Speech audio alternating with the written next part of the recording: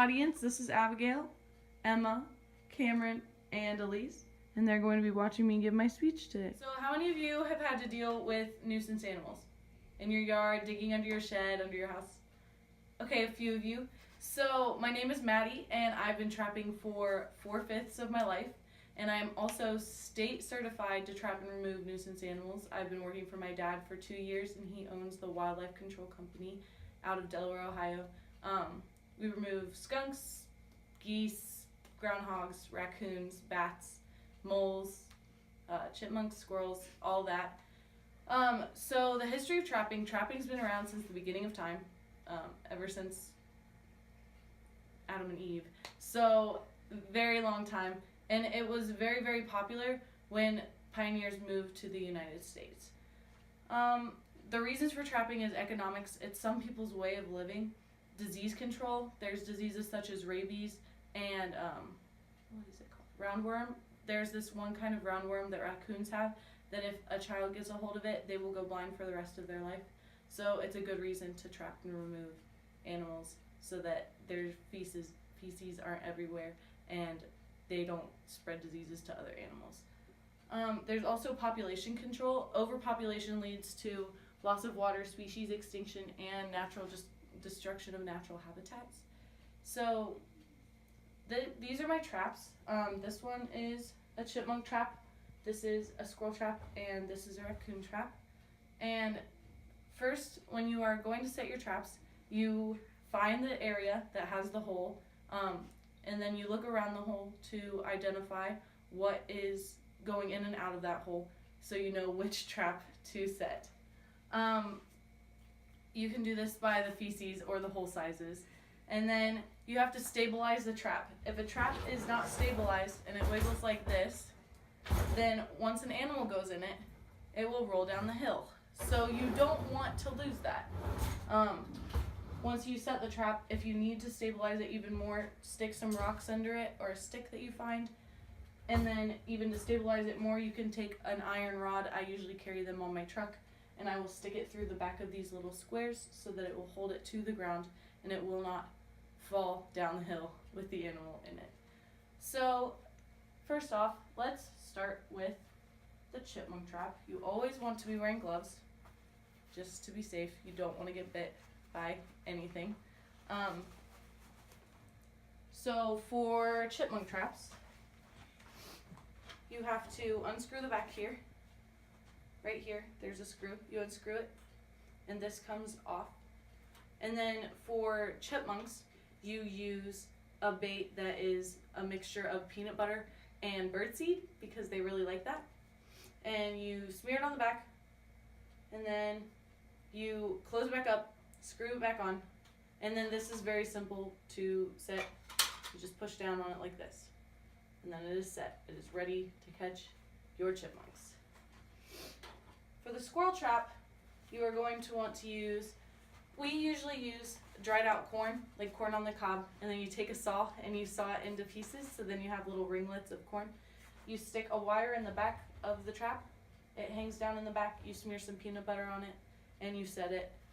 You can set these on roofs or on the ground, just depending. If you use it on a roof, you have to use a clamp stabilizer that will hold it to the roof so that the animal will not fall off the roof.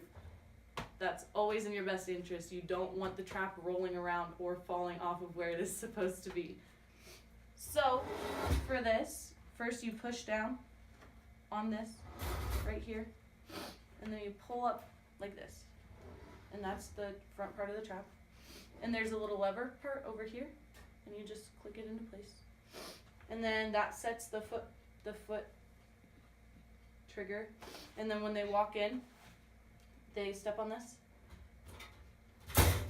and it closes, and then they are stuck in the trap.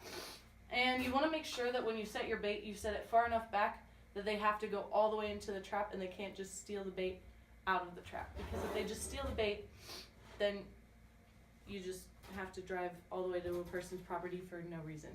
Or for a reason, but just to set the trap back up and add more bait. And then this is a raccoon trap, but you can use it for raccoons, groundhogs, skunks, possums. Yes, okay. So for this, I'm gonna take my gloves off just so I can show you better. You pull up these two ringlets, and at the same time, you pull up the front of the trap. Then you pull up this little thing that is attached to the plate in the back, and your trap is set. Next, you have to decide what you're trapping for, which I said earlier. So if you're baiting for skunks, you use a marshmallow and you put a sweet smelling fruit paste on it, and you hang it back here. I usually go about 3 or 4 squares from the back of my trap, just so they can't pull it through the back and they can't just pull it from before the plate. And then you take one marshmallow, break it in half, put a piece right here, about 3 inches from the plate, and then you put one right in here so that they walk right into the trap.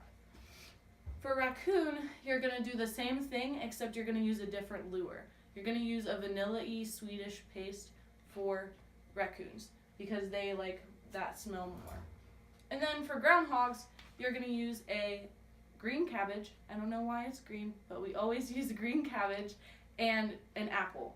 So first you set it up like this, and you rip your cabbage apart, and you throw it into the back of the trap. Then you cut your apple in half, and then you throw half the apple in the back. Then you set your trap, which I usually try to keep my front part up so that I don't have to pull the little ringlets up.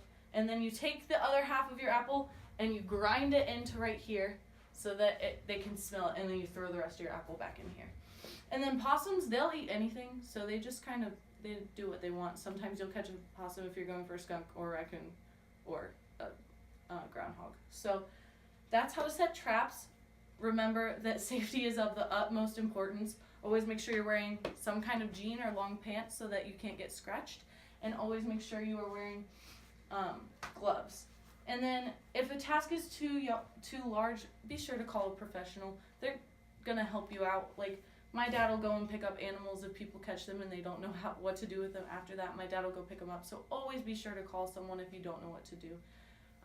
Always remember to stabilize your trap. I cannot like express this enough because it'll just fall over, and you don't want that. And then after that, happy trapping.